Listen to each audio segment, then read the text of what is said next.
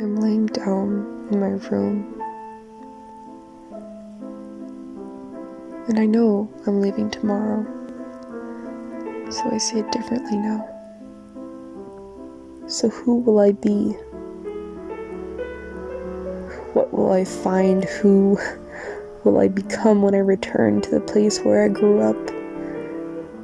And it will have been completely changed, and my eyes will perceive it so differently, because I myself have grown, and the place I'm going to now,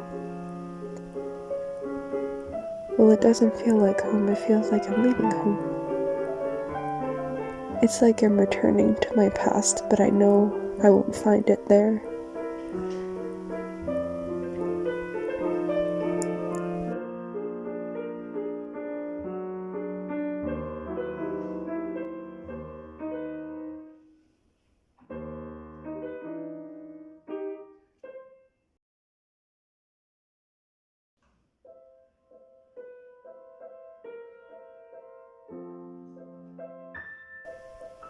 What if I go back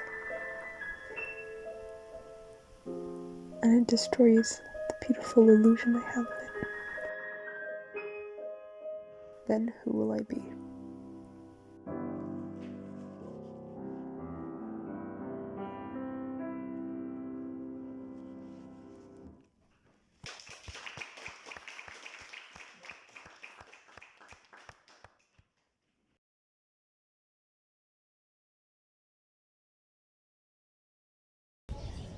Yeah, I feel like I was robbed of part of my childhood, for sure. Yeah. I was robbed of boredom. I never got bored when I was a kid. I was overstimulated all the time. I think that's where this comes from, this whole documentary. Because now I'm almost a stranger to myself. I guess. I think boredom, it's very important, because that's when you think and self-reflect. Yeah, that's kind of how you start figuring out who you are, just by being bored and by, looking back on things that you said or did, or, yeah.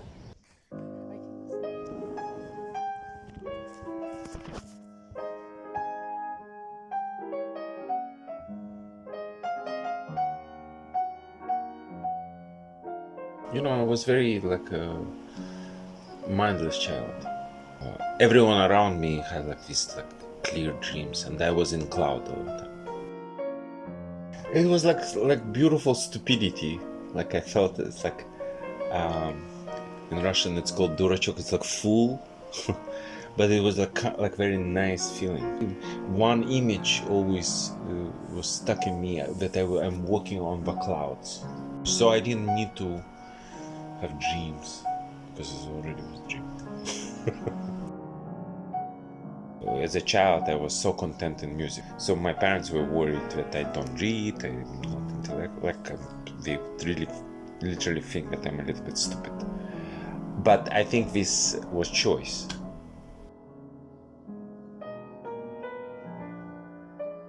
It's even now, ambition. It's foreign for me. Maybe like 20 years ago it was important, and I realized that I'm playing not my game. Because I'm trying to live my dream. So I just don't think, oh, this is my dream. I don't have dream. But yet I'm dreaming.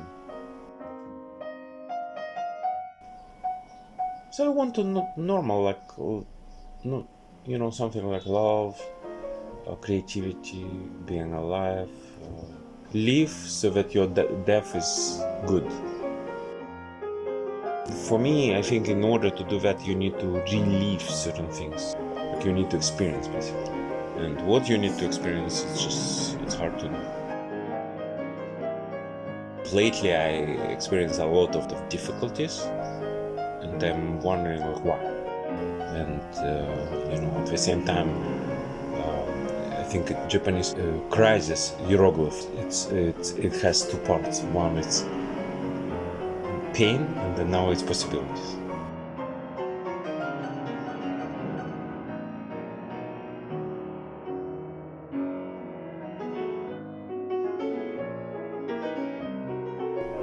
This is what I think, and maybe in the past I didn't think this way, and it was pity, because I would just fight. I would fight. And now my understanding, I don't want to fight.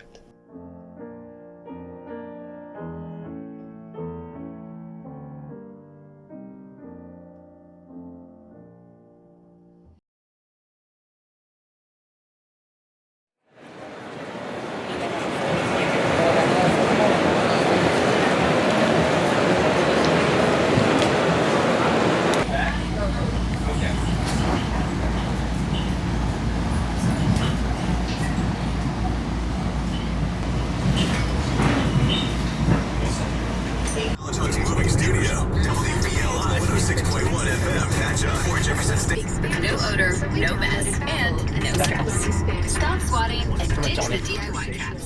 With SIBO, getting rid of bugs is as easy.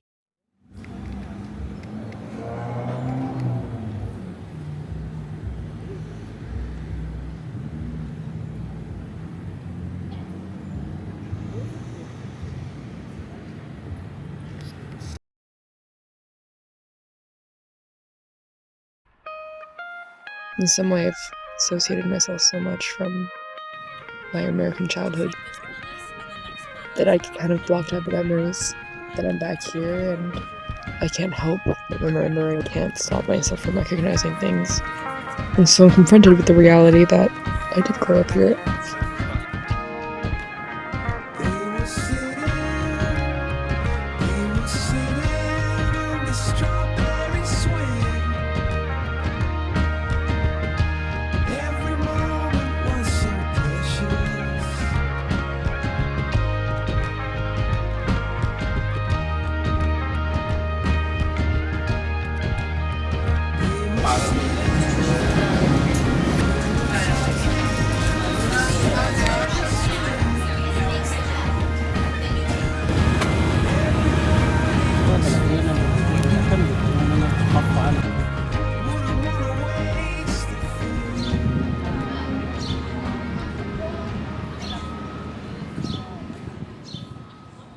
When I was really young, I went through a couple of different phases, but one big one was I want to become a chef.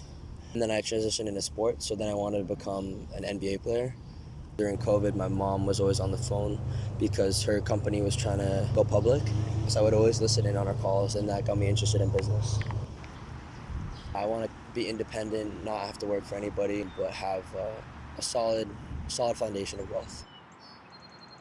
I really don't see failure as a thing because when you fail, you can really just try again. And in that way, it's not really a failure. It's just a, first attempt or a second attempt. Thank you so much. Thank you.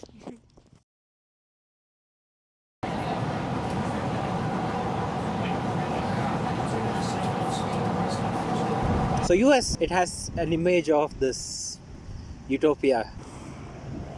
There's no real destination that like you get to. And so success and failure, there's no I don't see them as destinations, but they are like directions. When you try something, there's always a lesson in that.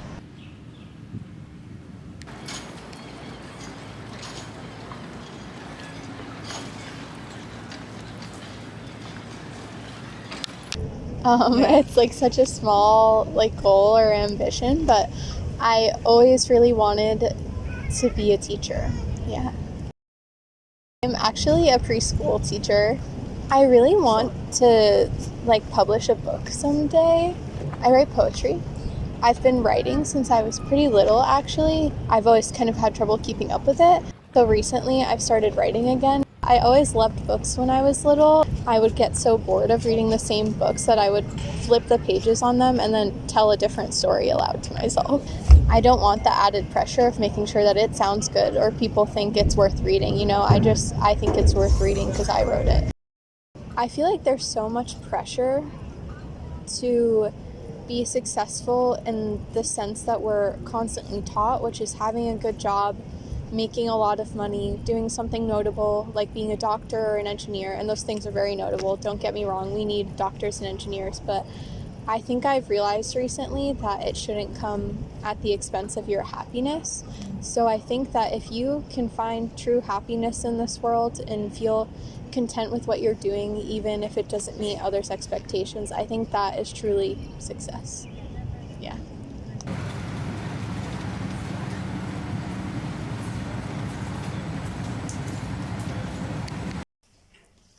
Do you remember having a childhood dream? When I was a child, I had this idea of owning a candy store. My grandfather had an ice cream store, but I remember going into that store when he was there. So that's probably one of my oldest memories, and probably because I assigned so much importance to it, where it created that dream of the candy store. Another time I wanted a farm that I found out how much work that is. Jack, you're messing up the audio, bro. I always loved animals. As I got older, it's not like I gave up on my candy store dream, it's just that I defined it a little bit more loosely as my own business. How do you define success for yourself? Success it's become this, in a way, very poisonous term that people use to create an outline of a life or dream that they determine to be outside of them when they have every right and power to start living that life now. If you say something like, I'll be successful when, it's like signing a contract that says I'll be unhappy until I get this thing. I think success is having a life that you can look back on and be proud of when you're 85. And how do you define failure? Giving up on the things that you actually could have, that you already determined are worthy of attaining, just because you have to work hard to get them. How do you like the questions? Questions are good. Yeah. Yeah. Or how'd you feel? It gave answers, because I'm sitting here and you're asking me questions, but now I wonder if those are the answers that I believe are true, or if they're just the things that I said because they were my knee-jerk reaction. That's worth examining, because the way that you define those words, success and failure, can guide a lot of your behavior. And ultimately, it's your behavior that will determine your successes and your failures.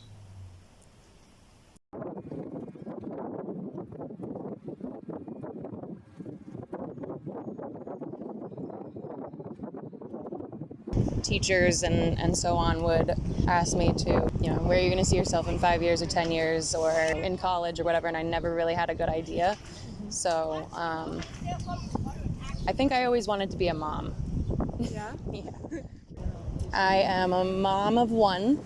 She was an accident after about 6 years in a not great relationship when I was younger, but me and my ex are friends now, even, I would say, and we co-parent, and she is just the light of our life. I'm happy right now, I don't remember ever being too happy. So I have done almost anything that I could possibly want to do except for travel, and I just want to experience things. I wanted to be the first female president of the United States, and I wanted to have 4 children. I was born in 1975, so Geraldine Ferraro was the first female vice president in 1984.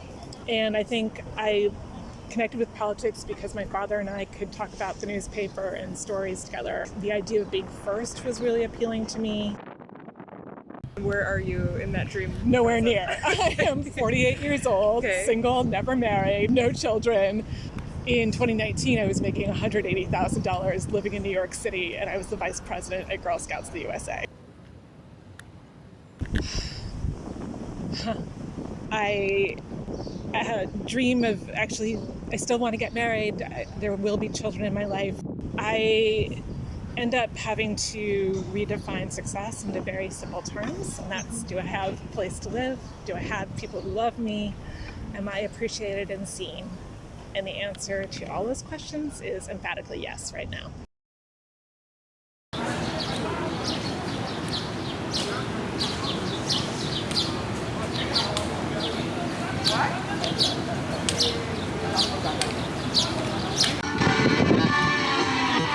All we need is love, love is all we need. Ever since I was a kid, I wanted to work with kids. I think I liked being a kid. And I feel like I always looked up to my teachers and I wanted to be them. So I feel like what I want now is like slightly different, but I think it all stems from like the same idea. I think I just want to get like established, like find my niche in the physical therapy world because it's so big. Like I've just been in school since I was 4. Like I've never not been in school until now. Currently, success is like knowing what's next. Generally, it's just if I feel happy with the people that I surround myself with and with like what I'm doing and like my free time. Like I feel like failure is like just being passive and not really caring. That was kind of wild. What made you pick those questions? You're one of the rare people that actually knew me as a child. We were both in the expat community where we were all working for our future from a really young age. Surrounded by people who were like, excellent is all there is. Yeah. Push yourself to the fucking limit.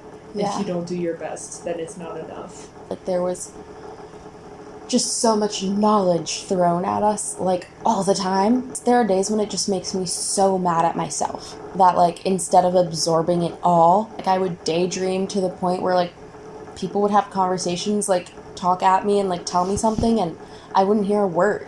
But I don't know how I would have survived if I just actually listened all the time and like absorbed and learned it all. I went as far away as possible from like what my parents did.